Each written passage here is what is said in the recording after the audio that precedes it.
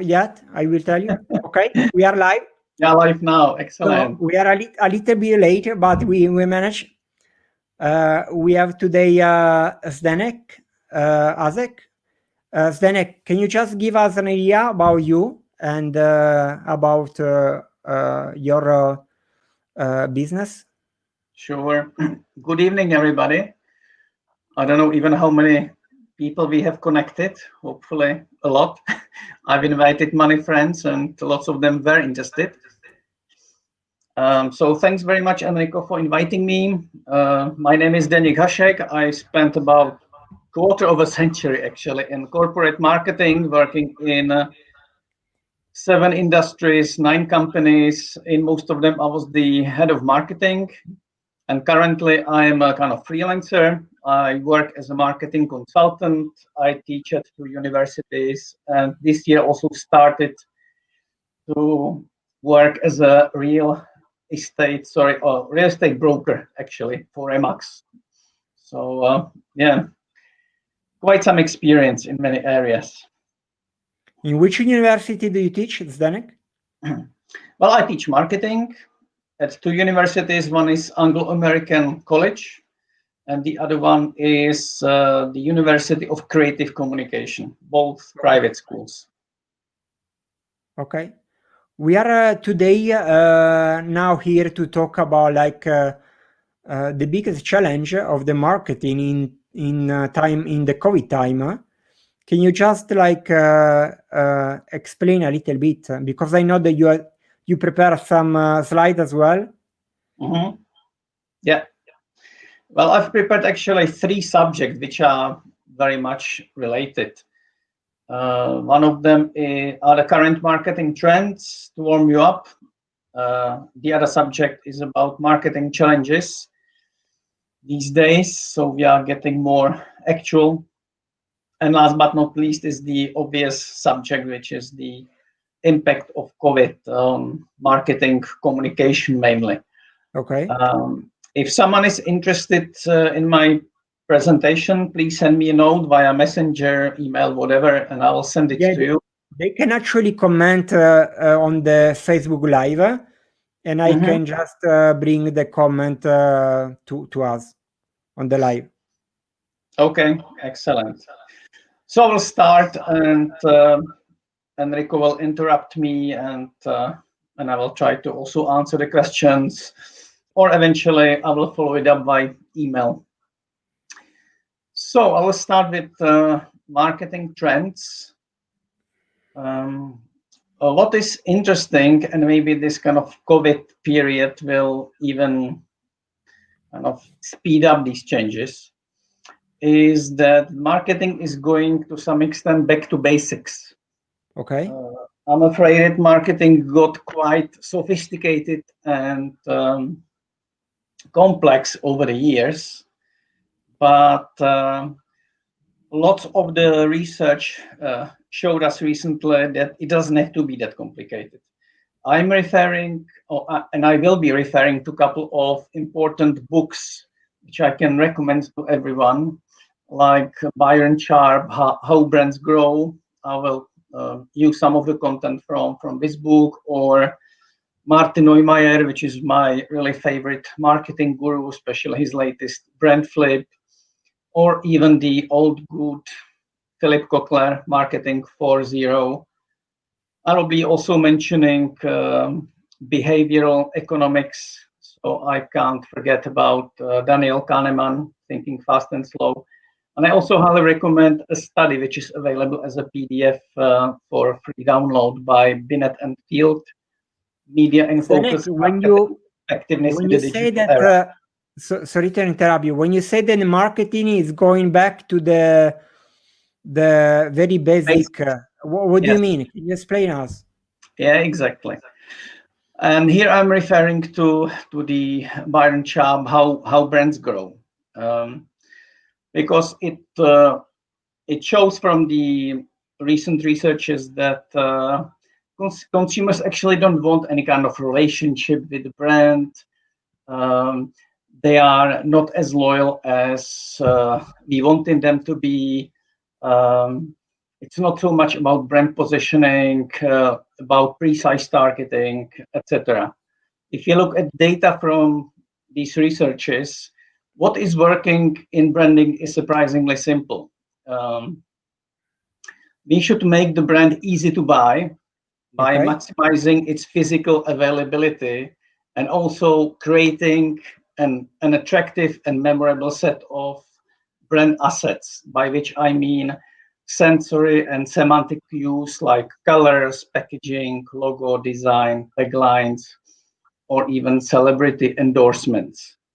There is quite an old book now called Differentiate or Die, and many marketers still believe that is the key to success, to have really differentiated product, service, to really stand out and be successful. But it's obviously increasingly difficult to really have some tangible competitive advantages. So, and if you have them, they are sometimes not sustainable because the competitors can copy you almost overnight. So what's getting more important, and it's also in line with what I'm going to talk about later, is understanding that consumers as human beings are not so rational as we may think. They are very much based on their unconscious mind. It's about emotions, instincts. That's why kind of applying all possible senses in communications is so crucial. So apart from differentiation, there is a kind of fairly new term, which is nothing surprising in reality, which is called distinctiveness. And these are these sensory and semantic cues, which I mentioned. So if I really put it in a very simple language, one way to success is if you have really something different than the others, and you are able to sustain it and obviously consistently communicate it. The other option is that you say the same things, but you say them more creatively. This is the role of advertising, first of all. And here also this distinctiveness plays a role. You can be creative also by implementing these sensory and semantic cues, these brand signals, in other words. And the third way is basically combining these two approaches, differentiation and distinctiveness, which seems to be like a really strong formula. So that's one subject which I really wanted to mention. Another one is that these days companies compete mainly in two areas. It's not so much on the product innovation level. Obviously, it's still important, but it has less importance than before. These two areas are branding and customer experience. I'll explain what this actually means, why I say that.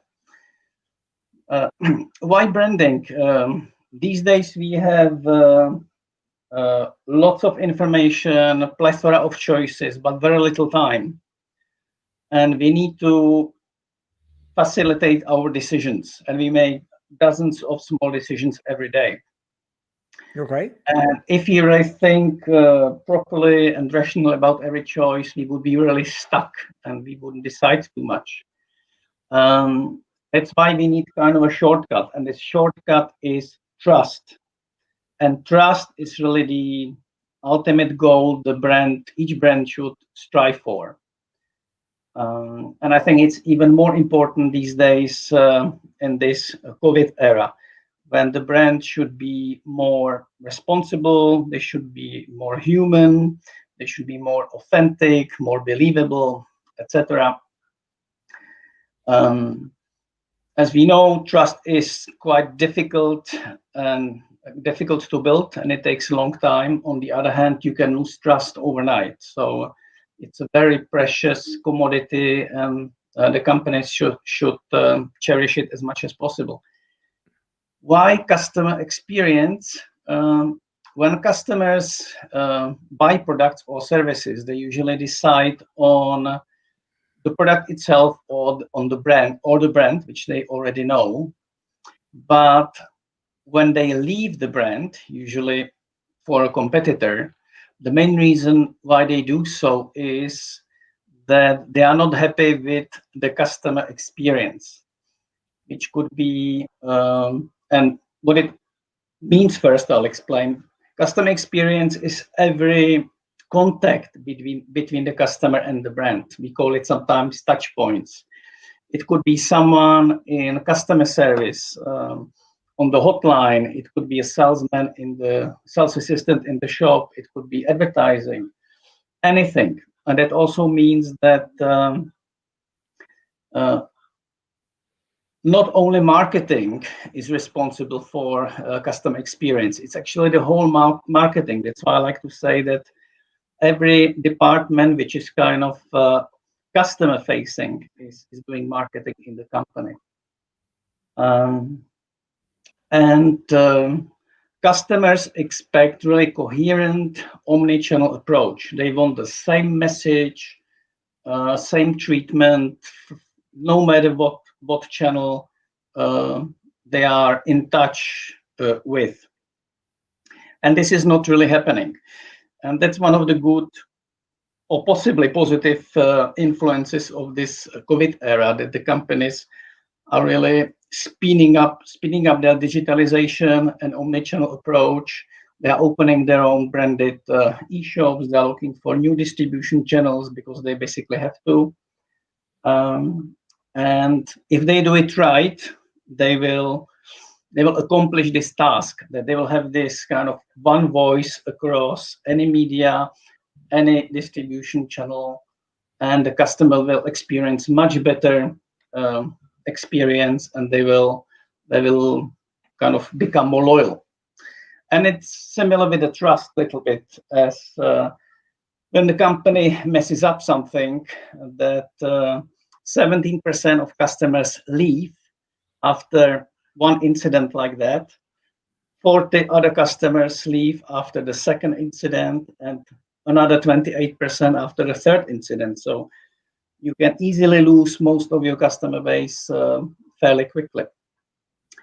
And how also the human psychology works is that if someone is satisfied with some brand experience, that they tell approximately 5 people. But if they are not satisfied with something, they share it with, let's say, 13 people. Okay. Yeah, you should be obviously very careful. So that's another important thing which is happening these days. Another one is, and I'm now referring to the book called Brand Flip by Martin Neumeier, that there is a kind of paradigm change in terms of the relationship between the company, brand, and customers. We are used to the model which says that the company creates the brand attracts the customers, and the customers sustain the company. But it's changing. And Neumeier says that instead of creating the brand first, the company creates customers through products and social media. Then the customers create a brand through purchases and advocacy, and the brand sustains the company through customer loyalty. Which means that this model takes into account kind of counterintuitive truth, that the brand is not owned by the company, but by the customers who draw the meaning from it. So marketing these days becomes more of a kind of a dialogue and collaboration with the customers. The brand doesn't have all the messages on the signals under control. So it's much more difficult now to manage the brand development. That's why it's so important, again, to attract the right customers, which create the loyal brand tribe, as they say these days. If you do it well, they work as your brand ambassadors and help you to spread the word further. They become the real influencers they well, ideally for free. You can also help it by implementing or buying some professional influencers. Sometimes Zdenek, can I ask you Yeah. something? In Yeah. terms of platform, because I know that a lot of business they try to like explore every single platform, and other business they focus on a kind of couple max free platform. What is your advice? Mhm. Well, I'll answer with the most typical marketing answer, which is it depends. Yeah, rarely there is one kind of uniform answer which one size fits all, you know. So really depends which business you are in, I would say. And usually there is kind of the golden middle way, the right answer. So on one hand, you should not rely on only one channel, one platform. On the other hand, you don't have to exploit everything which exists. It really depends on the business. For example, if you are in a travel agency and we talk, let's say, social media, then I would recommend use primarily Instagram, obviously YouTube, Facebook as the most versatile social media. But you don't need, for example, Twitter. You don't need LinkedIn so much. So it should really fit your needs. Would be my answer to that. Be selective. Yeah, use what works. Obviously, these days, especially with the fast development of digital marketing, it's now easier to test things. You can do A/B testing. You can try different platforms, see how it works. It doesn't have to cost you too much time, too much money. So it's easier than it used to be. Sometimes you don't even have to do some complex consumer research upfront. You just really go and try it and test it on some specific geographical location with some specific target group. I also worked in Alza. It was quite typical for Alza, where the speed was really important.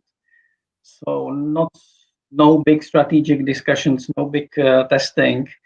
It just went and did it and learned in the real environment. Sometimes it was a failure, obviously, but it's great when you learn from it. And it also needs to have a corresponding culture. And Alza had a culture which said it's easier to ask for um, for what's the English word, for the pardon rather than for permission, if you understand. So it's kind of it's allowed to make mistakes. It's much better to do something fast with the courage, etc., rather than taking it over too much and being afraid to do anything. Yeah, I got you. Yeah.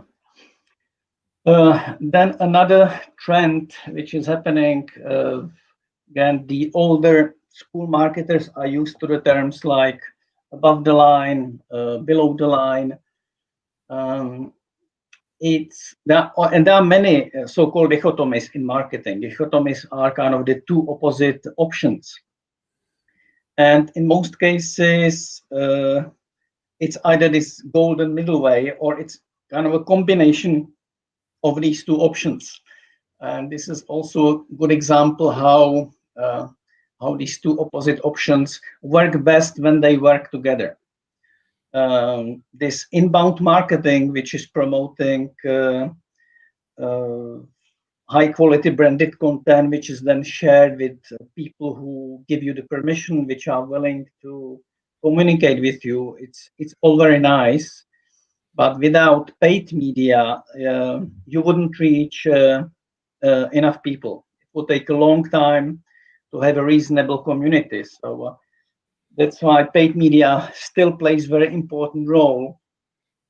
And it's still, for example, proved that TV advertising is still by far the most efficient, powerful, and profitable way of communication. You know that I'm quite surprised, to be honest, to hear that, because you know, when you promote something via TV, it's like you shoot everybody. But if you use, I don't know, like social media, like Facebook, you can actually target a segment of people in your business. So I'm quite surprised to know that from your point of view, TV is more important even nowadays than social media.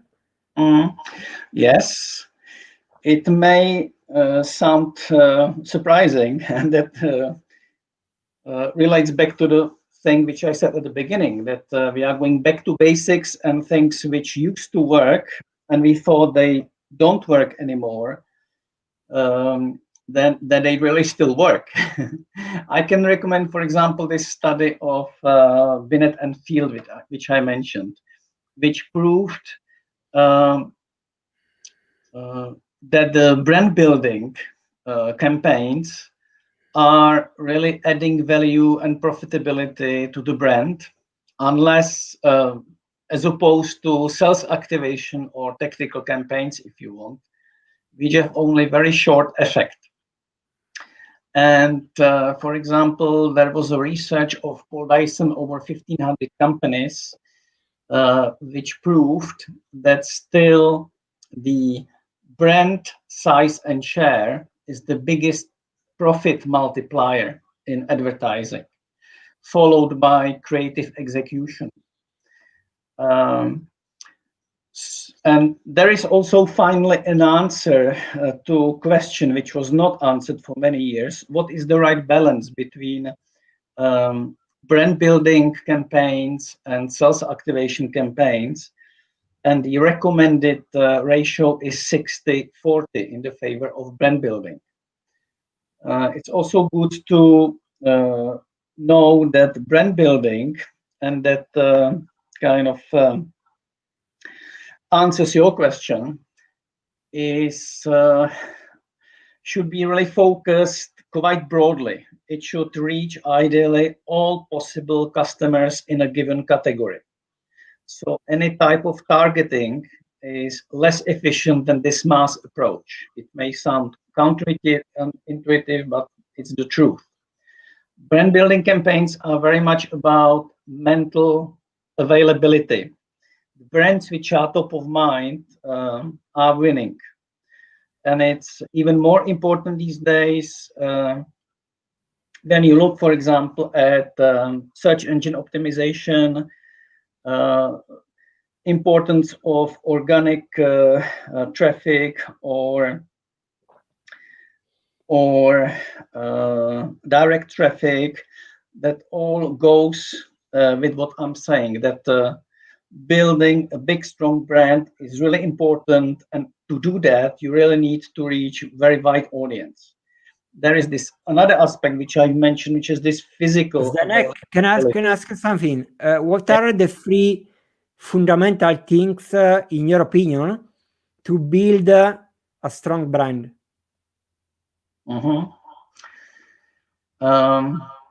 I'm talking about different trends and challenges, but I still think there are some kind of eternal truths we can rely on time and time again. I sometimes like to watch these talent competitions on TV or YouTube, Britain's Got Talent, X Factor, etc. And when I watch this, I always see the big parallel between with marketing, actually. Because if you look at the winners of these competitions, they usually a couple of things in common, and that's I believe is a good example for successful brands. First of all, these people definitely must have some great talents which they are able to exploit. They provide this kind of great product. They are a great product in themselves. Second thing is this differentiation, in other words. Then it's this distinctiveness that immediately you see them and you recognize them. then they also have quite interesting stories. Lots of them are underdogs, even handicapped people. Everyone has a unique story, as a brand should have. And last but not least, all these people create really strong, positive, deep emotions. So I think this is probably the, let's say, a guideline for building successful brands. These 4 elements. Okay. Um, Yeah, I think that the example makes sense. Then what I also want to mention is another strong brand which is getting traction. I've mentioned the expression called behavioral economics. Maybe some of you know the famous book of Daniel Kahneman, which is called Thinking Fast and Slow. Or maybe you know Dan Ariely and some other experts in this area. And Daniel Kahneman, who also got the Nobel Prize, by the way, he says that we have 2 decision-making systems. One is called System 1, which is based on intuition, instinct. It's fast, unconscious. It's our autopilot, let's say. But it's also based on different biases and heuristics. And we have the second system, System 2, which is based on rational thinking, which is slow, logical, economic, based on reason and intellect. I'm not sure if we can ask the guests, but maybe you can guess, Enrico, what is the percentage proportion between these 2? Try to guess I the would percentage. say that I think that people are still thinking in a kind of irrational way. So probably the System 1 is the prevalent. Okay. So like 60-40, you mean, or different split? I would say like 70-30. It's even 95 and 5. Okay. Yeah, it's really dominating. So I don't quite understand why we are still called Homo sapiens, because we are Homo sapiens only 5% of our time. And the whole behavioral economy is based on exploiting this knowledge, and marketing is following it and trying to implement it in many ways. I can try to give you a couple of examples. We have, for example, different cognitive biases. One of them is called the anchoring. That usually the first price we have an experience with is really kind of stuck in our mind. That's why it's called anchor.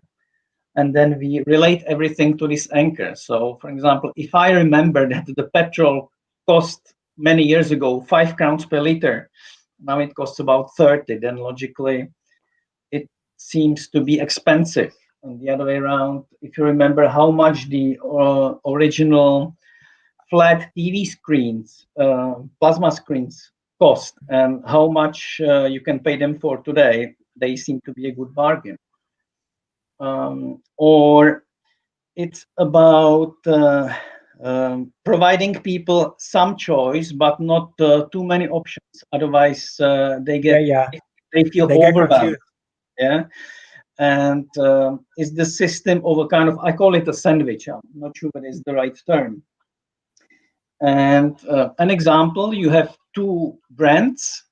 Let's say one is standard priced, one is cheap. And you want to increase the sales of the more expensive one, the standard priced product. Do you have an idea how to do it without changing the price, advertising strategy, anything like that? I would say you put like one more option. Exactly. And where? If there is like, I mean, considering that I read a lot about marketing, I read a lot about this, and I would say that probably you will add low option in terms of cost, middle option, and the most prices one. Mm-hmm. Yes, you would add the third product line, which would be the most expensive one. Yeah. And suddenly, the middle, the standard priced option would look cheaper relatively to the more expensive one. And if people have three options, they instinctively usually choose the middle one. So Yeah. that's the easy way how to increase the sales of the medium option. So it's a fascinating area, this behavioral economy and marketing. I can recommend, for example, this Dan Ariely's book, Strictly Irrational, which was also published in Czech. Really exciting. And we are still at the beginning. We are just learning how our brain and decision making works. And these findings are slowly implemented also into marketing communication. I've also said that it's proven that the more creative and emotional advertising works better than rational or fact-based advertising. So that only proves the point. Then another thing is that despite all these technological advances and thinking that digital advertising is the king, to some extent, we are still traditional. For example, the two key communication channels companies still use these days is email and phone. Or someone may think that if there is a new medium being developed, the other ones died. That is not true. It only adds to the options which we have. So everything is getting more complex, and as you mentioned, sometimes it's not easy to make the right decision and choose the right kind of weapons. Another strong trend. Zdenek, sorry, we are almost in the closing of the broadcast. I just wanna mention if some viewer have some question to you, they can just post the question in the comment, and I will bring the question to you. Otherwise, I just want to ask you for the followers how they can be in touch with you in the case they want to just follow with you. If you can give us a website or like any other like reference, so the people who can who are watching the video, or even like maybe tomorrow or in the next week, they can just get in touch with you and they follow with you about what we are saying now. Mm-hmm. Well, you can reach out by looking at my LinkedIn profile. You can send me a message via Messenger or WhatsApp. I can give you my phone number or email address if you want. Can I put it into the chat? You can put in the comment of the broadcast, and people will see it. Or you can give it to me. I will put in on the bad event. Okay, because I can't seem to write anything down into comments. That's strange. Only into private chat. So you have my email address and telephone. It's fine. I can like I can put the email in the body of the event, so people, if they see the broadcast like in the next few days, they have like a reference there. Okay, perfect. So I just wanna thank you for your time. That's all. I have still so many things to talk about. I'm in the half of it. Yeah, unfortunately, the broadcast is just 30 minutes, Zdenek. I see. Okay, so maybe I would like to stay like for 1 hour, but the broadcast is just 30 minutes. Okay, we may do another one next month if you want. So yeah, we can catch up later. Is a kind of regular event, so it's okay to catch up later for a second part, something like this. Okay, it will be a pleasure. I really enjoyed it. I thanks you for your time, and I wish a good evening. to you and to all the viewer. Okay. Thank you very much. Have a nice festive season and all the best in the new year. Thanks. See you You too. later. Bye. Thanks. Bye.